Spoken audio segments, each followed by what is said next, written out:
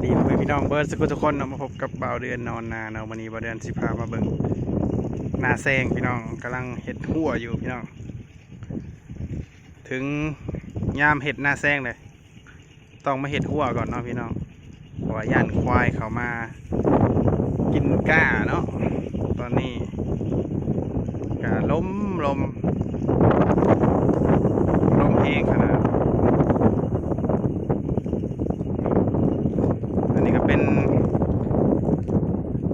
น้องน้ำพี่น้องน้องดันพลบรรยากาศกับลมคักลมแน่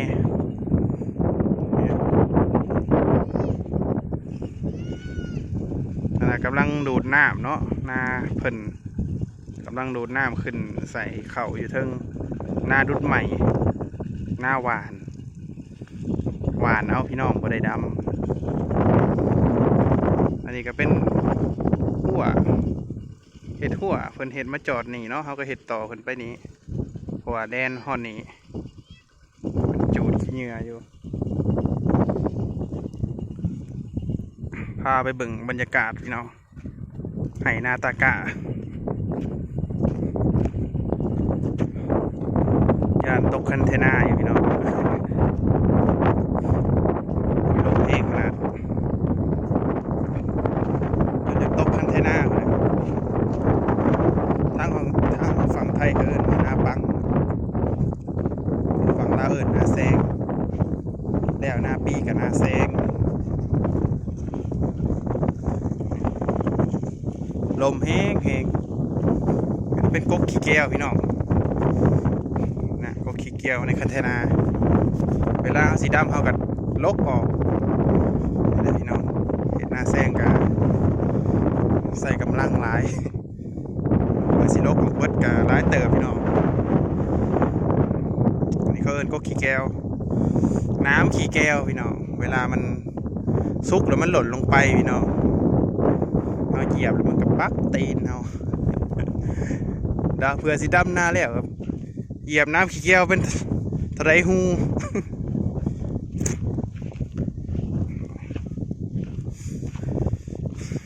อันนี้ก็เป็นตะกร้านี่พี่น้องตะกร้าหน้าเขาแหละเขาอยู่ใกล้เนาะไหนตะกร้าหน้าใกล้กันนะงามเขียวเขาหวานก่อนเฮาเนาะตะกร้าฝั่งนั่นเนาะสิเป็นตะกร้าเฮาเนาะอยู่ฝั่งพูนแหละคันสีขาวๆอันนั้นก็คือเทียงนาเฮาอันนั้นก็คือเทียงนาเฮาเนาะลมพัดพี่น้องลังคาไปเบิดแหละตอนน้ำท่วมพวกแหละเสียงตั้งแต่น้ำท่วมพวกลมมันพัดลังคากับลังคาหญ้าเนาะมันปิวไปเบิดเลยตอนน้ำท่วมนะก็ลิบลังคาเนี่ยพายเรือเอาเบิ่งกับบ่เห็นแหละลังคาน้ำก็ห้ากระบกพี่น้องห้ากระเห็นคันเทนาฐานบกวิทย์พอดีก้ายาวเลยก้ากับประมาณ2 ข้อมือพี่น้องตอนนี้15พี่น้องมาเบิ่งตะกร้าเฮาตะกร้าบ่าวเดือนลมเย็นบรรยากาศนี่ดีขนาดดีสุดยอดพี่น้องเป็นเดนเนาะฝั่งไทยหนาวหรือร้อนพาไปเบิ่งตะกร้าบ่าวเดือนกัน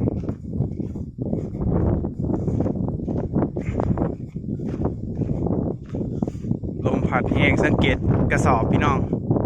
กระสอบเข่าปิ้วแบบจากลมแห้งหรือบ่แห้งอย่างสู่ลมเลยตอนนี้พี่น้องนี่ตะกร้าบ่าวเดือนหากระโดดน้ำใส่พี่น้องสังเกตว่ามันสิมีน้ำเนาะกระโดดใส่มือซื่นนี่ซื่นวานนี่ตะกร้าบ่าวเดือนฮะกะได้ซ้ำนี่แหละ มีแต่ใบไม้ปิวมาใส่ลมแห้งขัด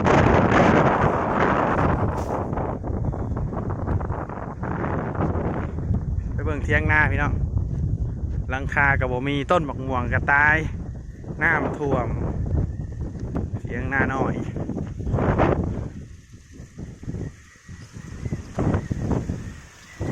ถียงนา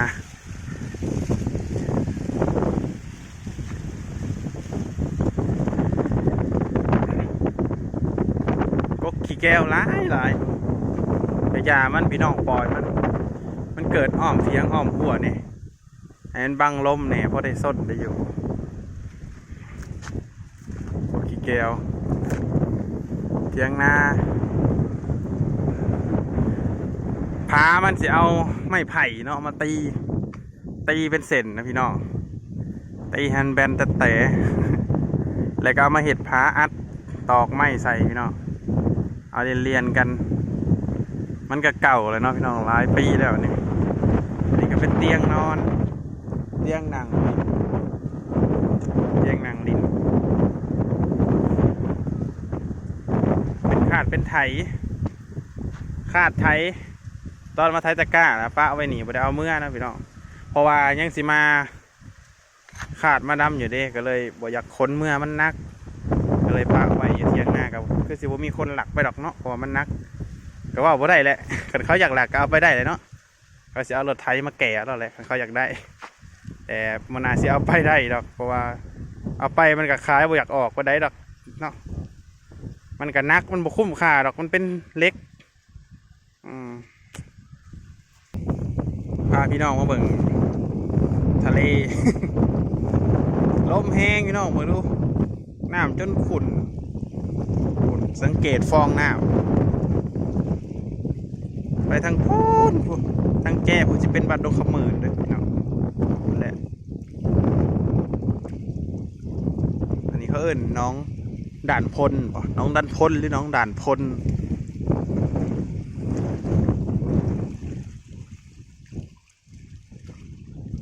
บรรยากาศพี่น้องลมแห้งหนาวยามมื้อเช้าน่ะ15 องศาพี่น้องติดลบเกือบดีแล้วบ่ติดลบพี่น้องพยากรณ์อากาศเขาบอกว่าบางเขตบางพื้นที่นะสิติดลบว่าซั่นป้าเท่าขนาดบ่ติดลบเลยนี่ยังหนาวขนาดนี้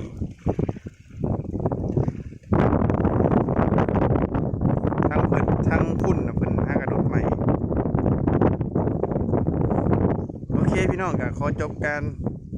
อัปเดตเนาะนาแซง